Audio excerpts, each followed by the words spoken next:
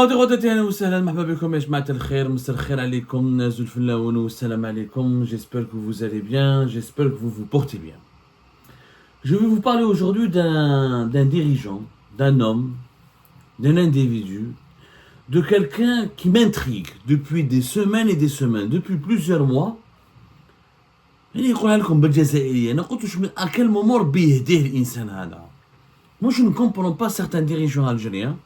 Malgré leur âge très avancé, 70 ans, 74 ans, 75 ans, mais ils se disent qu'est-ce que je vais laisser comme trace dans l'histoire, qu'est-ce que je vais laisser comme héritage derrière moi, comment l'histoire va me juger, comment mes petits-enfants, mes arrière-petits-enfants, comment mes compatriotes vont parler de moi dans les années à venir.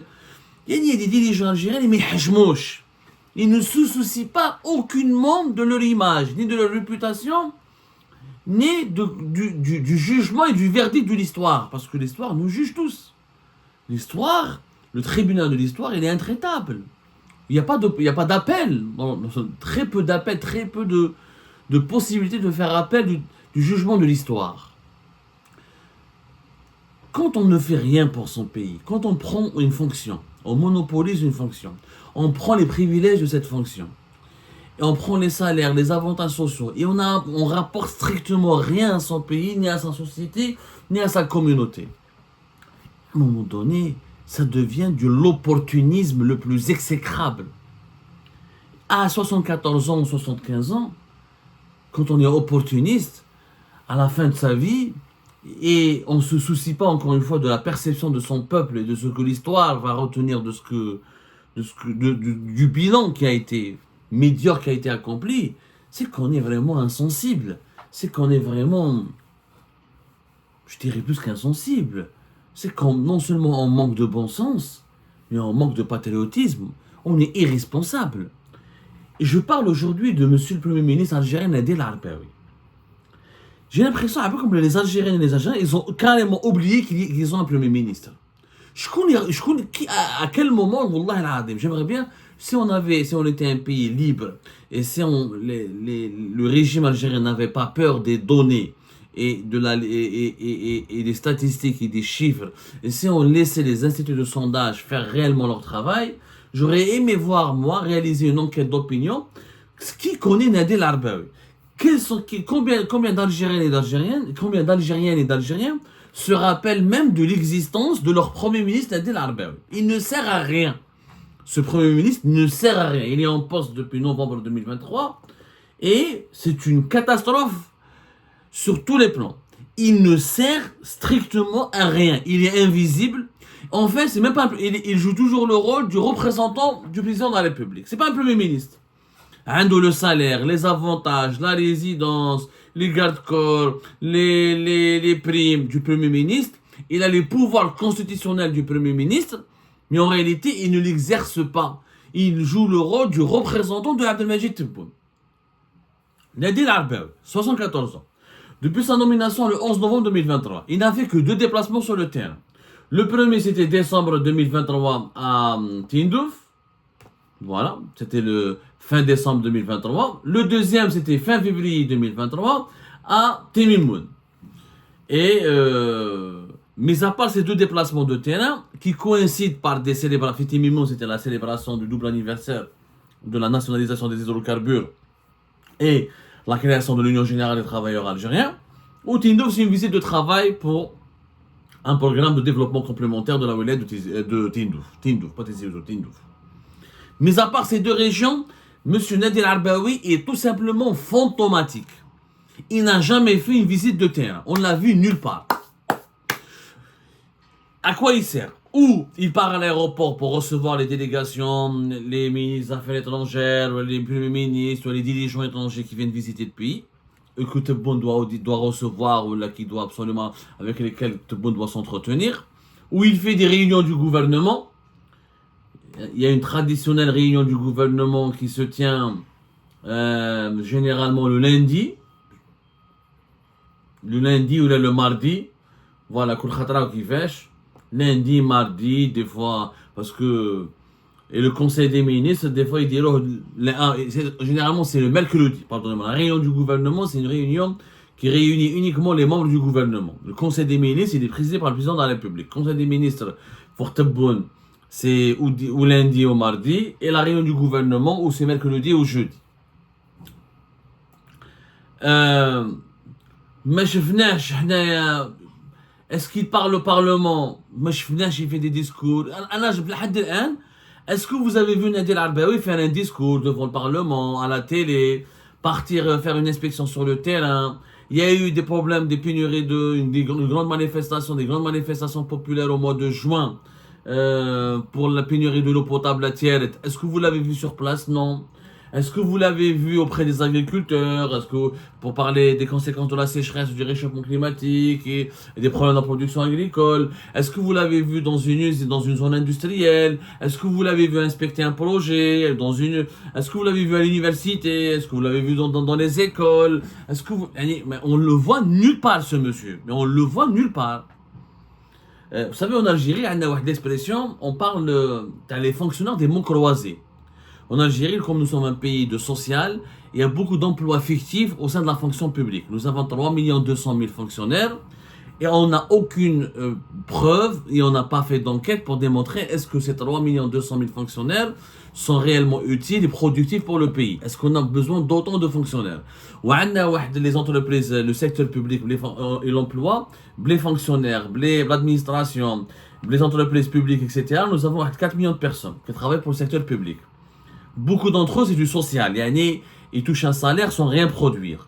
Quelquefois, ils viennent même pas au travail. Ils ont un boulot privé, ou là, ils font du business, ils ont un commerce, ou là, après, ils ont un poste de fonctionnaire, ou là, ils travaillent dans une entreprise étatique, les Air Algérie, les Algérie Télécom, les Cosider, les Sonaka, les Sona quelque chose. Nous avons tellement de Sona. Même si Sonatrach, il y a beaucoup d'emplois. Nous avons Sonatrach, 200 000 employés. Est-ce que Sonatrach a besoin de 200 000 employés? Personne ne l'a. Rien que la direction générale, c'est des milliers de personnes qui travaillent là-bas. Donc, est-ce que tous les emplois qui ont été créés sont justifiés du point de vue économique? Il y en a beaucoup qui ne sont même pas justifiés, c'est des salaires fictifs. Pour du social, etc., remplir, créer des postes d'emploi pour donner l'impression que le chômage recule en Algérie. Alors que le secteur public, mais à part Sonatrach et certaines de ses filiales, pas toutes ses filiales, tous les autres secteurs d'entreprises publiques et les administrations de l'État sont déficitaires, elles ne coûtent que de l'argent, ne rapportent rien. Hada Nadir Arbaoui, il me rappelle, les fonctionnaires dans les mots croisés. Pour moi, c'est le premier ministre des mots croisés, des mots fléchés.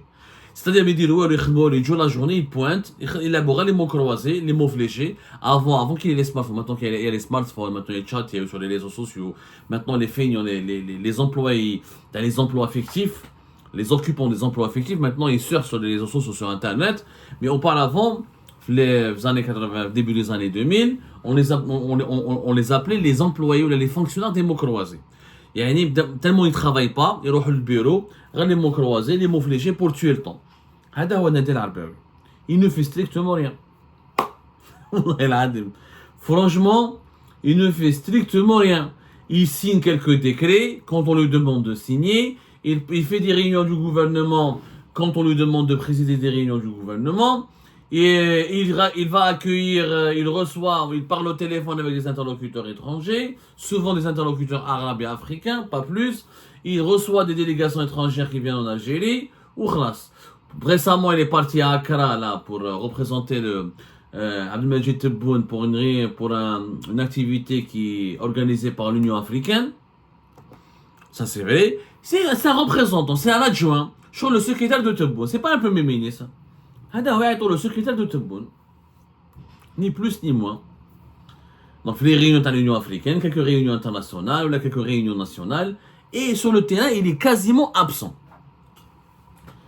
Quand on compare avec l'époque de Bouteflika, quand on voit ce que Sénel, comment Sénel était dynamique, comment Ouyahia était dynamique, comment Abdelaziz Ben Khadem était dynamique, on a eu quand même sur Bouteflika, même quand Bouteflika n'était pas malade, même avant 2013, on a eu des premiers ministres ou des chefs du gouvernement qui étaient présents, qui a parlé au peuple, qui s'exprimaient dans les médias, qu'on voyait sur le terrain, qui faisaient des visites d'inspection, ou même s'ils se trompaient, même s'ils défrayaient la chronique, mais ils existaient. C'était des gens qui étaient présents. Yani, quelque part, ils faisaient des efforts pour justifier leur salaire, pour justifier la légitimité de leur fonction. Ils existaient. Ana ou Yahya Oussellal, nishfa alayhom, ils sillonnaient le pays. Ils faisaient plein de réunions, plein de conférences de presse, des déclarations. Ils animaient la vie politique du pays. Ils étaient présents. On les voyait au devant de la scène. Qu'on soit content ou mécontent de leur bilan, mais ils existaient. Ils faisaient, ils travaillaient, ils entreprenaient des démarches. هذا نادي العرباوي والله ما على بالو شنو يدير. انا مانيش فاهم l'utilité تاعو. يعني انا je l'ai toujours dit, je le redis. انا je comprends pas Abdel Majid Tebboune il le garde. نحي la poste de premier ministre ou soit président de la République parce que le véritable premier ministre c'est Abdel Majid Tebboune. Abdel Majid Tebboune c'est lui le premier ministre, c'est lui le président de la République, c'est lui le ministre des Affaires étrangères, c'est le ministre des Finances. Il n'y a aucune place pour les autres membres du gouvernement. On voit que lui, il n'y a que lui qui parle, il n'y a que lui qui travaille, il n'y a que lui qui fait les lignes, il n'y a que lui qui décide. Les autres on ne sait même pas à quoi ils servent. Alors que normalement, il y a une marge de manœuvre, il y a des compétences, il y a des certaines il y a des possibilités, normalement, les ministres, surtout le premier ministre, les ministres plus ou moins, mais un premier ministre, aux yeux de la constitution algérienne, a énormément de compétences.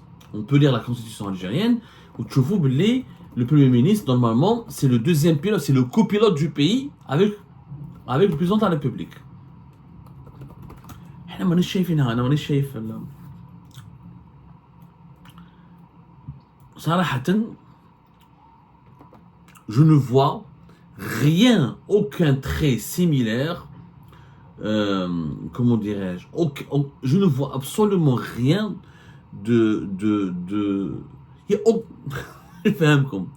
il y a rien qui ressemble, qui rassemble, qui permet de rapprocher Nadel Arbaoui de la fonction du Premier ministre.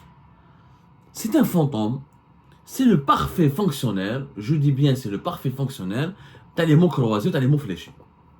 Ni plus, ni moins. Le problème c'est qu'à son âge, je pense qu'il devrait avoir honte. Quand t'as 40 ans, 50 ans, et tu es un faire-valoir, t'es une poupée, t'es une marionnette, il est encore jeune, il n'a pas le choix, il accepte d'occuper une posture plus ou moins humiliante en attendant que il va avoir des changements, des évolutions, il va avoir des débouchés, il pourrait se libérer de cette posture, il pourrait peut-être occuper un rôle beaucoup plus prestigieux dans un avenir proche. Mais quand tu as 74 ans et quand tu as occupé déjà des postes plus ou moins importants, je rappelle que Nadel Arbaoui, il était ambassadeur, il travaillait à l'ONU, etc. Donc je ne comprends pas, Anaya, pourquoi il veut accepter de terminer sa carrière avec un tel bilan aussi catastrophique. Je rappelle que Nadel Arbaoui, il était ambassadeur d'Algérie auprès des Nations Unies de 2021 à 2023, ce qui est quand même un poste prestigieux. Les Nations Unies, c'est l'un des cœurs du pouvoir international, de l'ordre mondial international, l'un des cœurs battants du système de droit, des systèmes de l'architecture institutionnelle internationale, de l'ordre mondial. Il était auparavant ambassadeur d'Algérie en Égypte de 2012 à 2019. Il est longtemps resté en Égypte. Quand on est ambassadeur, on a du prestige, on mène la grande vie, on est le représentant de son État. On est quelque part le président de la République, le représentant du président de la République d'Algérie dans ce pays, dans le pays qui l'accueille. Ambassadeur, tu peux rencontrer des dirigeants importants, tu as des activités protocolaires et diplomatiques, tu as accès à des personnes influentes, surtout quand on est aussi ambassadeur auprès des Nations Unies. On rencontre quand même les délégations des plus grandes puissances de la planète. Il a occupé des postes importants. Je ne vois pas comment il peut dormir la nuit aujourd'hui et jouer le rôle de la poupée, jouer le rôle du fonctionnaire des mots croisés et des mots fléchés. C'est-à-dire du fonctionnaire qui ne sert à rien, qui est juste payé à ne rien faire. Parce que Nadel Arbaoui, il est payé à ne rien faire. Ça se voit qu'il s'y connaît rien au poste de Premier ministre. On en a eu peur, on l'a déjà expliqué en novembre 2023 quand il a été nommé, alors qu'il était directeur de cabinet au niveau avec Tebboune depuis mars 2023 jusqu'au 11 novembre 2023. On a dit, mais il a expérience, c'est un diplomate. Il a beaucoup plus vécu à l'étranger qu'à l'Algérie. Il est intéressant comme diplomate. Il maîtrise certains dossiers diplomatiques. Mais Marsos, Voilà, il a, il était membre permanent auprès du Conseil de sécurité de l'ONU. Il connaît la Ligue arabe, il connaît les pays arabes, il connaît... voilà, sa spécialité, c'est la diplomatie et les affaires internationales. Mais le Premier ministre en Algérie, il a d'autres, quand même, il a d'autres fonctions. Le Premier ministre en Algérie, c'est une fonction régalienne, il doit connaître les problèmes du pays, il doit connaître les problèmes de la nation, il doit connaître les enjeux économiques, les enjeux sociaux, il doit connaître... il doit maîtriser et avoir la capacité de trouver des solutions aux problèmes du quotidien, les transports, la santé, l'éducation, la justice, surtout dans l'économie, dans la création de richesses, pour la croissance économique du pays. Et on a dit que le profil, dès le départ, on a dit le profil de Nadir El-Arbaoui est très limité. C'est quelqu'un qui connaît que les dossiers diplomatiques.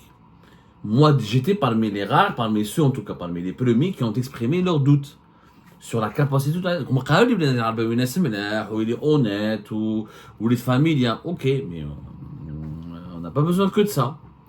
Je rappelle que l'article 112 de la Constitution algérienne, elle dit que les pouvoirs du Premier ministre, il dirige, il coordonne et contrôle l'action du gouvernement, il répartit les attributions entre les membres du gouvernement dans le respect des dispositions constitutionnelles, il procède à l'application des règles et des lois, il signe les décrets exécutifs, il préside les réunions du gouvernement, il nomme aux emplois civils de l'État qui ne relèvent pas du pouvoir de nomination du président de la République, et il veille au bon fonctionnement de l'administration publique et des services publics. C'est quand même cette mission régalienne extrêmement importante. Nadir El-Arbaoui n'avait pas le profil dès le départ. On a eu raison quand ils font dans nos critiques. C'est un bon diplomate. Il aurait peut-être dû rester diplomate encore. Il aurait peut-être terminé sa carrière comme diplomate. Mais il n'y connaît absolument rien au fonctionnement de l'administration publique, ni des services publics. Il connaît rien aux problèmes concrets du pays. Il connaît rien au chantier du développement, là, aux chantiers qui sont à l'arrêt dans le pays. Et aujourd'hui, comme Premier ministre, il est fantomatique. En fait, ce n'est qu'un paravent. Ce n'est qu'une poupée utilisée par Tebboune.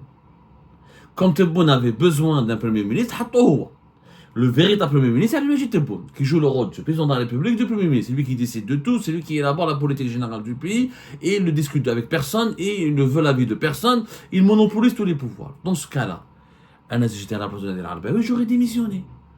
Pourquoi on accepte à 74 ans de jouer le rôle de la poupée? Et bien, je fais un mal. Si, encore une fois, s'il avait 40 ans, 45 ans, 50 ans, 60 ans, quel plus ou moins, ben là, qu'il veut plaire au président de la République, il veut satisfaire l'ego du président de la République, puis je peux pas y aller dans notre poste, ou la belle qui va lui succéder un jour, ou la belle qui il fait un deal avec le chef de l'État, il a quelque chose à gagner. Mais à 74 ans, tu n'as rien à gagner. Quand tu as été à l'ONU, quand tu as été longtemps ambassadeur en Égypte, quand tu connais la Ligue arabe, quand tu connais le Maghreb, quand tu connais beaucoup de pays importants, quand tu t'es frotté au plus haut, quand tu as fréquenté les plus grands de ce monde, depuis New York, parce que depuis le siège des Nations Unies à New York, tu termines pas ta carrière comme un moins que rien, comme un fonctionnaire, tu as les mots croisés ou tu as les mots fléchés. C'est pas possible. Ça prouve qu'il y a une véritable... que ce monsieur, c'est vraiment... Je crois qu'il s'est vendu. Il a fait des concessions. Il a abandonné tout. En fait, il a fait des concessions qui sont un abandon de dignité. Il a abandonné sa dignité. باع روحه ما يعطيش القيمة لروحه. Mais خمم في l'histoire. Qu'est-ce que l'histoire va retenir de Nadir El-Arbaoui? Rien. Ce serait une page blanche. Il n'a rien fait. 2 visites de terrain, quelques réunions, accueillir des délégations diplomatiques étrangères et représenter le chef de l'État. Tout ce qu'il a fait. Il n'a pas exercé pas la moindre de ses attributions que lui confère la Constitution. C'est une honte absolue. Je le dis, c'est une honte absolue. C'est une triste fin pour quelqu'un qui était un brillant diplomate. Quand je compare avec la maman ما تفهمش مع تبون راح ما تفهمش مع تبون راح قال لك اوكي mais Tebboune ne voulait pas de lui, il y a des tensions. Le clan Tebboune avait commencé à avoir peur de lui. Il a mars 2023, la maman, quand on l'a appelé, il aura dès le départ, ou je suis ministre des Affaires étrangères, ou je ne le suis pas. La maman n'aurait jamais accepté un poste dans lequel il ne pourrait pas exercer ses compétences, dans lequel il ne pourrait pas briller, dans lequel il ne pourrait pas apporter quelque chose au développement du pays, ou dans lequel il ne pourrait pas se distinguer. Quand on l'a appelé en juillet 2021, il était chef de la diplomatie, sa spécialité. Mais si on l'avait nommé Premier ministre et que Tebboune lui fait ce qu'il fait à Nader Arbaoui, je suis sûr que la maman aurait démissionné beaucoup plus rapidement. Parce que la maman n'aurait jamais accepté qu'on l'utilise comme une poupée, comme un épouvantail, comme un objet de décoration, un bibelot. À un moment donné, je lui conseille, vraiment, pour sa réputation, pour son honneur. Il a démissionné, une autre poupée qui n'a pas ton prestige, qui n'a pas ton parcours, qui n'a pas ton expérience, qui n'a pas ton âge. C'est le message que je voulais délivrer parce que j'en ai marre de voir que dans mon pays, on a un premier ministre fantomatique qui n'est payé à ne rien faire encore une fois et qui joue le rôle du joueur de mots fléchés, de mots croisés.